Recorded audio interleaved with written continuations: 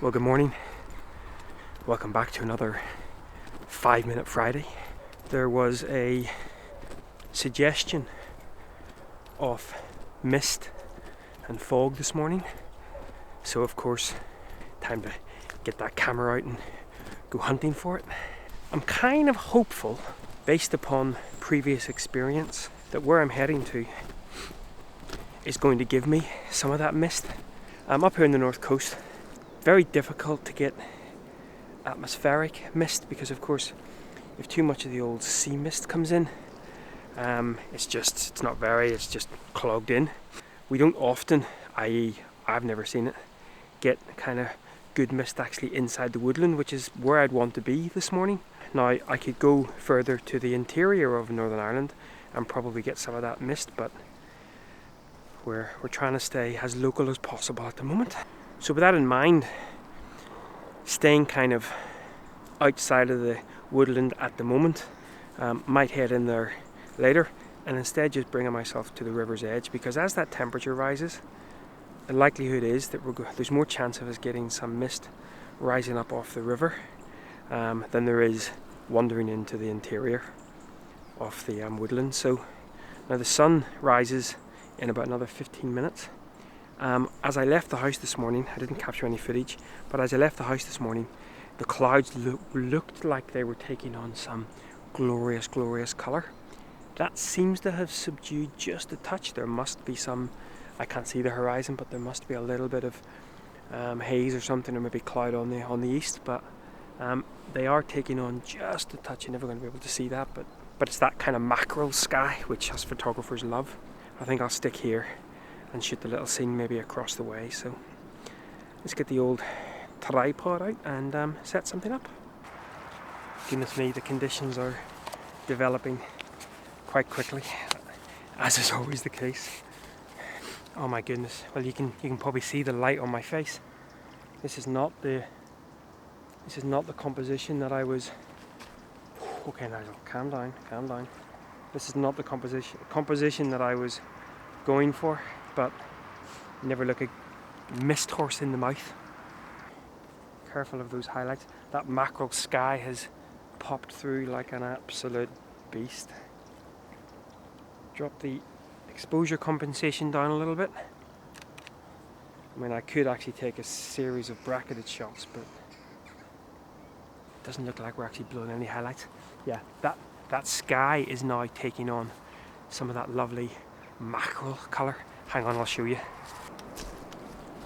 You probably can't see me, I'm probably silhouetted, but yeah, beautiful. Right, back to shooting. I think maybe there's a little square in this composition actually. I actually think the square works better. Get you guys a bit closer there. Come on, focus. Very, very simple. No filters. 2-second timer. Right, we're a bit calmer now. And this is where, with a little bit of calmness, I can just take a step back and look for better compositions rather than just point to something. There's a little curve on the edge of the sort of bank here that I might try to incorporate. It's very scruffy, but because it'll be mostly in darkness, in silhouette, you'll just kind of see the edges of the water, which might take me in. So I really hope someone's out at the coast getting this mackerel sky, because it's beautiful. Giving myself as much longevity, flexibility in the processing by making multiple images. That sky now above is really taking on some of that colour, so as that colour creeps towards me, I can actually include more and more of it in the scene. This is beautiful, and I really do think as that temperature rises a little bit more, we can maybe start shooting this way, and that will allow us to sort of take in some of the mist against the trees, but beautiful.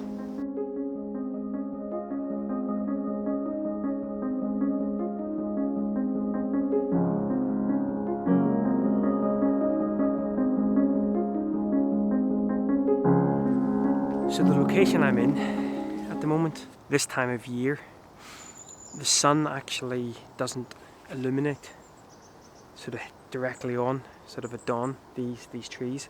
That's later in the year or even early next year.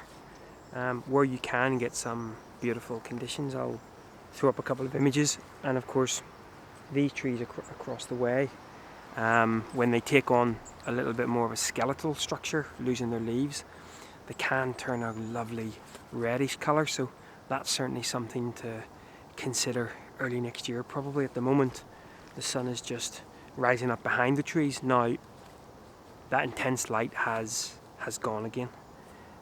It's still average, it's still okay. Average, it's beautiful. There's obviously some clouds on the horizon. So obviously if you're at the coast right now or looking to do a bigger scene, you're probably getting a little bit frustrated. With that, the intensity, by the way, this clearly isn't going to be a 5-minute Friday. It'll still get released on a Friday, but it's going to be way over 5 minutes, but hey, sue me. So with that light sort of, as I'm pointing towards it, starting to subdue, I've now turned my attention back around to the original subjects. Given the fact that we don't have direct light on the trees, what I'm hoping for is we have got some nice clouds above, which will give us a little bit of reflective light. That might be enough to illuminate those trees a little bit. Shooting with the 18 to 135, I don't think 135 is going to be a long enough reach for me to pick out. It's okay. It does give me a little bit of reach. I might throw on the 100 to 400 because that will allow me to pick out a little bit more detail.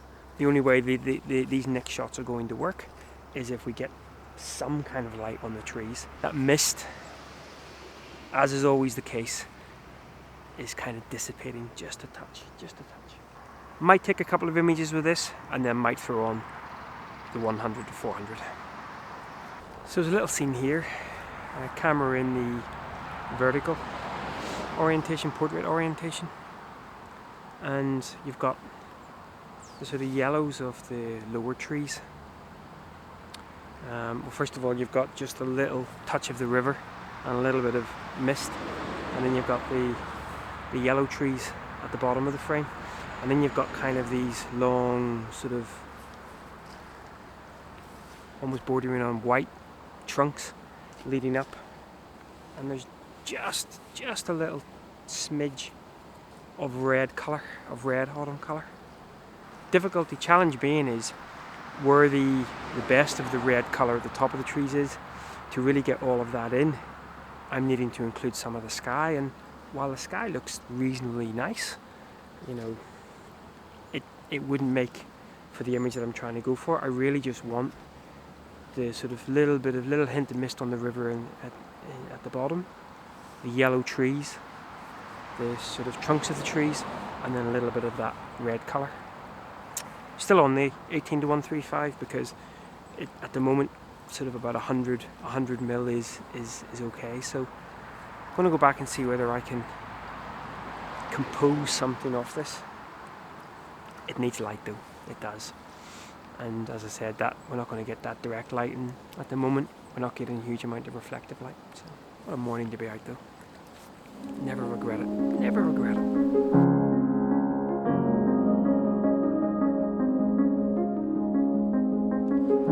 So the sun is just rising to the distance, in the distance just over the trees. It's a proper apocalypse now sunrise. I'll just grab a little image to show you,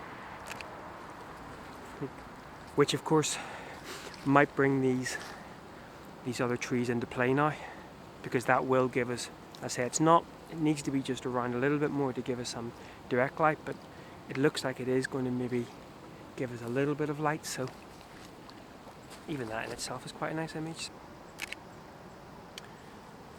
So while I'm waiting for maybe some light to sort of illuminate the scene to my left here, I was just playing about a little bit with abstracty images of the reeds and that big ball of sun in the sky. We've lost kind of the mackerel sky now has just taken on a very sort of washed out sort of yellowy. So again, if you had been at the coast this morning, anywhere around here, I think you would have been quite disappointed, especially with the promise of it. And that's always the way. And I use the word disappointed. Yes, you naturally are disappointed, but for me, I've learned now to just accept those disappointments. It's all part of the process, and it's the anticipation. As I was driving across here this morning, you know, some of the fields had little sort of wisps of mist about, and you're kind of thinking, is my location going to kind of, you know, happen? And we haven't really got the conditions this morning that I was hoping for. There's not a huge amount of mist on the river, a little bit, and we're definitely not getting any real nice light onto those trees. So all part of the process, and where would I rather be? Just beautiful.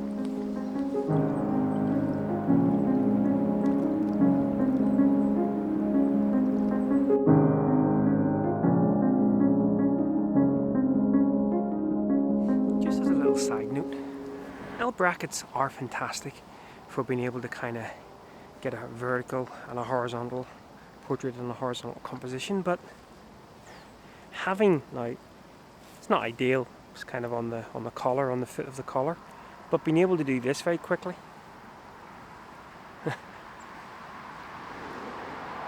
that's quite nice. Not having to sort of remove it from the clamp, put it back onto the clamp again. As I said, just a little side note.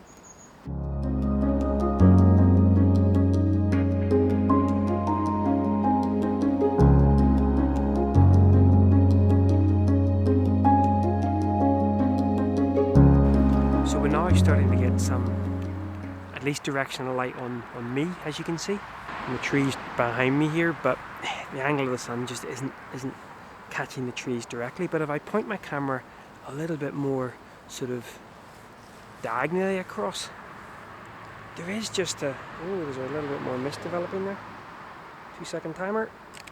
Tree with lots of foliage on it that is picking up some of that light now. But what I really like about the scene is just in the background there's still just the sort of hint of a couple of those sort of more skeletal trunks. But yeah, if there was some lovely direct light on those trees, it would be beautiful.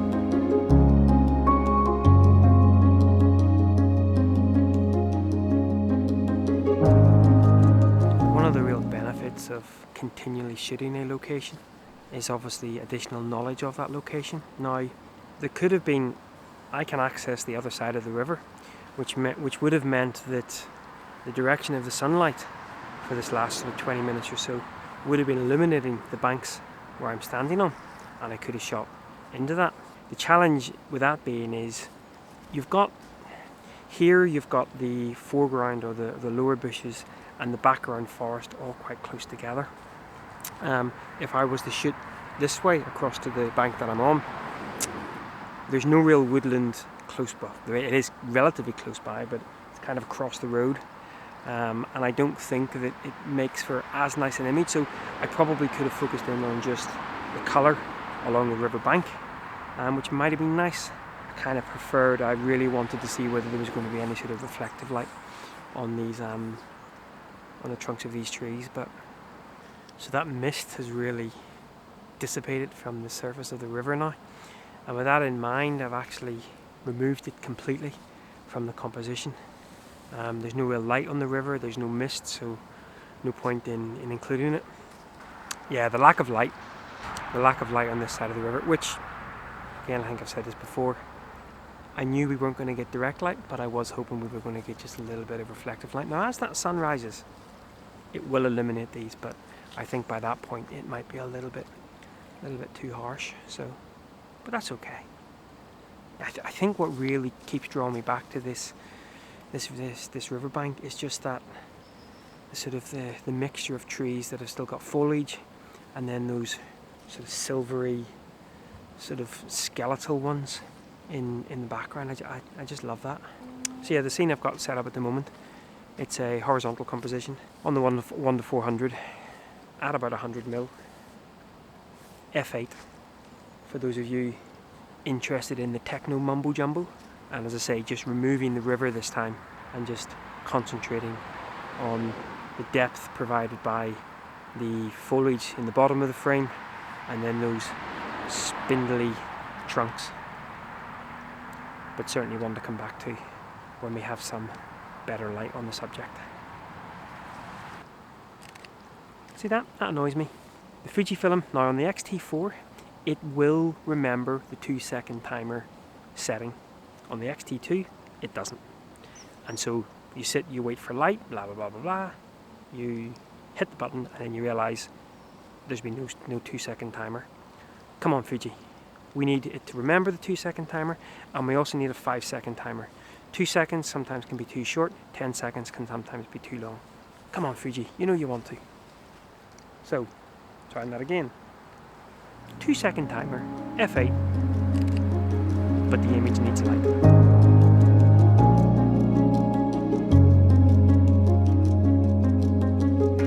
So I've been holding fire, patiently waiting to see as that sun rises and moves around a little bit whether we do get any glimmer of light. Still don't think so. And the other thing that's happening is there is some light wispy cloud going on, so it's just beautiful to sit here, stand here, and just, apart from the car noise of course, but can't have everything, can you? And it's the first morning, and we're back in gloves, albeit these ridiculous Valorette gloves that are, in my opinion, wildly overpriced for what they provide, but starting to get a little bit of colour, a little bit of light on those top trees now, but still don't think it's going to be enough. But and I can see that sun is going to go into a thicker bank of hazy clouds, so but that's okay. Well, I think that as I thought, that sun is slowly disappearing behind thicker banks of clouds, so we're definitely not going to get any more light on that far bank. Right guys, well once again, I hope you've enjoyed this little ramble out. Until next time, take care, bye bye.